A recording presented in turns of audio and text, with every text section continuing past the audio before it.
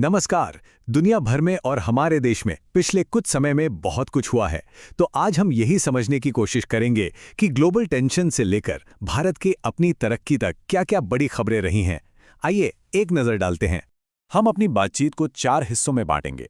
सबसे पहले शुरुआत करेंगे दुनिया के सुरक्षा हालातों से, फिर भारत के इकोनॉमिक और टेक अपडेट्स देखेंगे, उसके बाद देश के कल्चरल सीन पर नजर डालेंगे और आखिर में बात होगी कुछ बहुत जरूरी पार्टनरशिप्स की। तो चलिए सबसे पहले बात करते हैं इंटरनेशनल सिक्योरिटी की। देखिए, मिडिल ईस्ट में हाल ही में कुछ ऐसे मिलिट्री ऑपरेशंस हुए हैं जिन पर पूरी दुनिया की नजरें टिकी हुई हैं। यहाँ एक बहुत ही दिलचस्प बात सामने आ रही है। दो अलग अलग देश, अमेरिका और इजराइल, दोनों का निशाना एक ही है, ईरान। अमेरिका ने चलाया ऑपरेशन एपिक फ्यूरी, जिसका सीधा मकसद था ईरान की मिलिट्री और न्यूक्लियर ताकत को कमजोर करना। वहीं दूसरी तरफ इजराइल का ऑपरेशन लायंस रोड, ये भी ईरान के खिलाफ ही है और ये दिखाता है कि मिडिल ईस्ट में तनाव किस हद तक बढ़ चुका है। मतलब इस पूरे इलाके में जो समीकरण हैं वो बहुत ज्यादा उलझे हुए हैं। चलिए अब दुनिया की इन हलचलों से हटकर अपने देश पर फोकस करते हैं। भारत के अंदर टेक्नोलॉजी और इकोनॉमी के मोर्चे पर कुछ बहुत बड़े और अहम कदम उठाए जा रहे हैं। तो सबसे पहले उस खबर की बात करते हैं जिसका सीधा ताल्लुक करोड़ों नौकरी पेशा लोगों की बचत से है।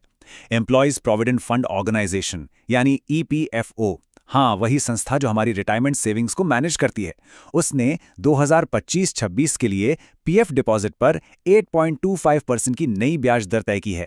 इसका सीधा असर हम सबकी बचत पर पड़ेगा। ऐसा लग रहा है कि देश में एक साथ कई मोर्चों पर काम हो रहा है। देखिए, बिजली सेक्टर के लिए इंडिया इलेक्ट्रिसिटी समिट हो रहा है, आम लोगों तक सस्ती दवाएं पहुंचाने के लिए जन औषधि सप्ताह मनाया जा रहा है और स्टील इंडस्ट्री को बूस्ट देने के लिए इंडिया स्टील समिट भी हो रहा है। ये सारी पहलें दिखाती हैं कि डेवलपमेंट को लेकर एक चौतरफा कोशिश चल रही है। अब हेल्थ सेक्टर से एक वाकई बहुत बड़ी खबर है। बनारस हिंदू यूनिवर्सिटी यानी BHU के इंस्टीट्यूट ऑफ मेडिकल साइंसेज ने भारत की पहली नॉन-CT रोबोटिक सर्जरी सिस्टम तैयार किया है। जानते हैं इसका मतलब क्या है? इसका मतलब है कि अब नी रिप्लेसमेंट जैसी मुश्किल सर्जरी बिना CT स्कैन के रेडिएशन के ज्यादा सटीकता से और कम वक्त में हो सकेगी। ये मरीजों के लिए एक बहुत बड़ी राहत की बात है। अच्छा, इकोनॉमी और टेक्नोलॉजी की बातों के बाद अब जरा रुक करते हैं भारत की संस्कृति, कला और लोगों की तरफ, जहां हमेशा कुछ न कुछ नया और दिलचस्प होता ही रहता है। भारत की जो सांस्कृतिक विविधता है वो इसके त्योहारों में साफ साफ झलकती है। एक तरफ केरल का अट्टुकल पोंगाला है, जिसे महिलाओं का सबरीमाला भी कहते हैं। सोचिए, लाखों महिलाएं एक साथ पूजा करती हैं। तो वहीं दूसरी तरफ असम की डोल जात्रा है, जो होली के रंगों को एक बिल्कुल अलग पारंपरिक अंदाज में पेश करती है। और अब एक ऐसी कहानी जो वाकई दिल को छू जाती है और बहुत प्रेरणा देती है। गुजरात के सिद्दी समुदाय से आने वाले रोहित मजगुल ने इतिहास रच दिया है। वो अपने समुदाय से पहले ऐसे एथलीट बन गए हैं जिन्हें कॉमनवेल्थ और एशियन गेम्स में हिस्सा लेने के लिए चुना गया है।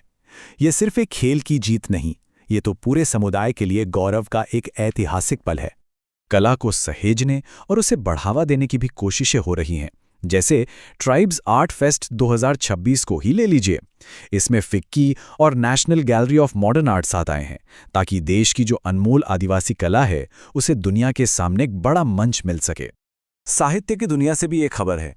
धीरज काकड़िया की एक नई किताब आई है जिसका नाम है महात्मा, ए ग्रेट कम्युनिकेटर। ये किताब गांधी जी को एक महान संचारक के तौर पर देखती है, एक ऐसे लीडर के तौर पर जिन्होंने अपने विचारों से पूरे देश को एक सूत्र में पिरो दिया। ये वाकई उनके व्यक्तित्व का एक नया और बहुत दिलचस्प पहलू है। और आखिर में बात करते हैं पार्टनरशिप की, यानी देश और विदेश में मिलकर जो काम किए जा रहे हैं वो आने वाले कल के लिए कितने जरूरी हैं। यहाँ सहयोग के दो बेहतरीन उदाहरण हमारे सामने हैं। एक तरफ भारत का सबसे बड़ा जियोपॉलिटिकल प्लेटफॉर्म रायसीना डायलॉग है, जहां पूरी दुनिया के बड़े बड़े लीडर्स और थिंकर्स ग्लोबल मुद्दों पर बात करते हैं। तो वहीं दूसरी तरफ जमीनी स्तर पर लद्दाख में हमारी भारतीय सेना और फॉरेस्ट डिपार्टमेंट ने हाथ मिलाया है, ताकि वहां के पर्यावरण को बचाया जा सके। तो कुल मिलाकर हमने क्या देखा? यही कि एक तरफ दुनिया में जियोपॉलिटिकल टेंशन चल रही है, तो दूसरी तरफ भारत अपनी इकोनॉमिक, कल्चरल और टेक्नोलॉजिकल ताकत को लगातार मजबूत कर रहा है और साथ ही भविष्य के लिए नई नई साझेदारियां भी बना रहा है। तो अब सवाल ये उठता है कि इन तमाम घटनाओं में से, चाहे वो कोई मिलिट्री ऑपरेशन हो या एक एथलीट की जीत, कौन सी कहानी है जो आने वाले वक्त पर अपनी सबसे गहरी छाप छोड़ेगी? इस पर सोचिएगा जरूर।